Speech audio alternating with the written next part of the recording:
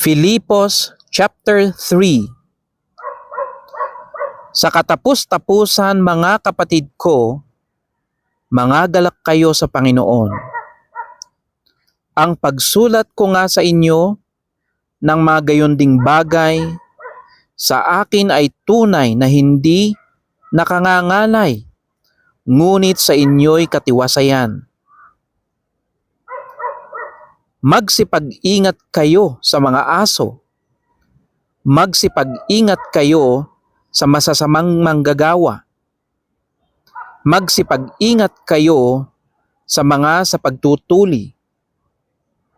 Sapagkat tayo ang pagtutuli na nagsisisamba sa Espiritu ng Diyos at nangagmamapuri kay Kristo Jesus at walang anumang pagkakatiwala sa laman.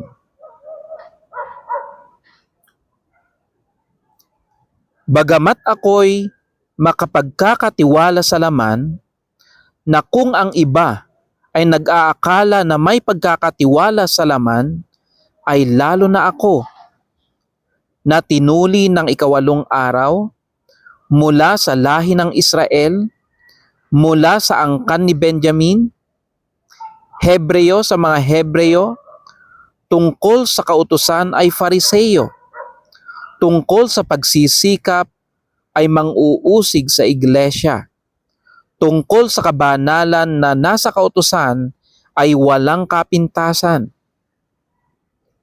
Gayunman, ang mga bagay na sa akin ay pakinabang ay inari kong kalugihan alang-alang kay Kristo.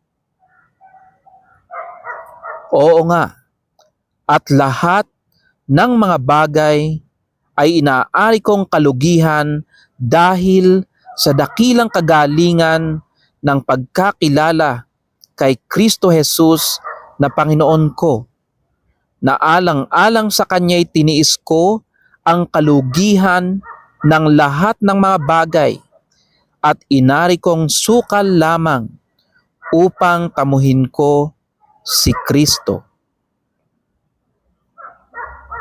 At ako'y masumpungan sa Kanya na walang katwirang aking sarili sa makatwid bagay sa kautusan, kundi ang katwirang sa pamamagitan ng pananampalataya kay Kristo, ang katwiran ngang buhat sa Diyos sa pamamagitan ng pananampalataya. Upang makilala ko siya at ang kapangyarihan ng kanyang pagkabuhay na maguli at ang pakikisama ng kanyang mga kahirapan na ako'y natutulad sa kanyang pagkamatay.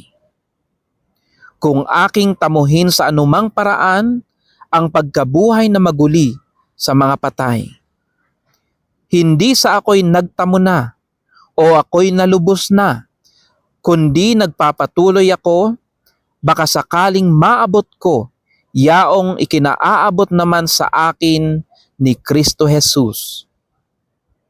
Mga kapatid, hindi ko pa inaaring inabot, datapwat isang bagay ang ginagawa ko, na nililimot ang mga bagay na nasa likuran at tinutungo ang mga bagay na hinaharap.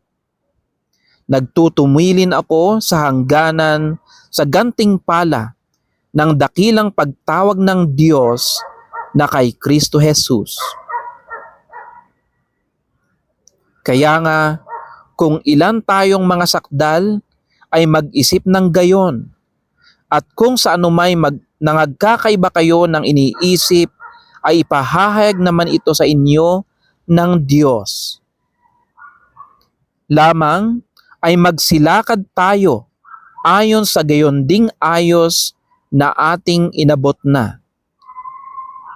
Mga kapatid, kayo'y magkaisang tumulad sa akin at tandaan ninyo ang mga nagsisilakad ng gayon ayon sa halimbawang nakikita ninyo sa akin.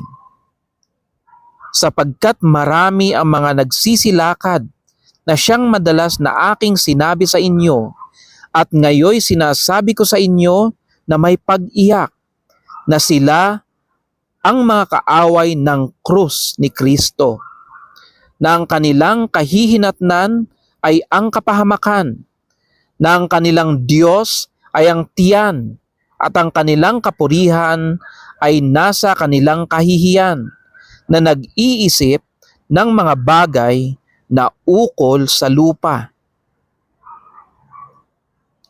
Sapagkat ang ating pagkamamamayan ay nasa langit, mula doon ay hinihintay naman natin ang tagapagligtas, ang Panginoong Hesukristo, na siyang magbabago ng katawan ng ating pagkamababa upang maging katulad ng katawan ng kanyang kaluwalhatian, ayon sa paggawa na may pagpapasuko niya sa lahat ng mga bagay sa kanya.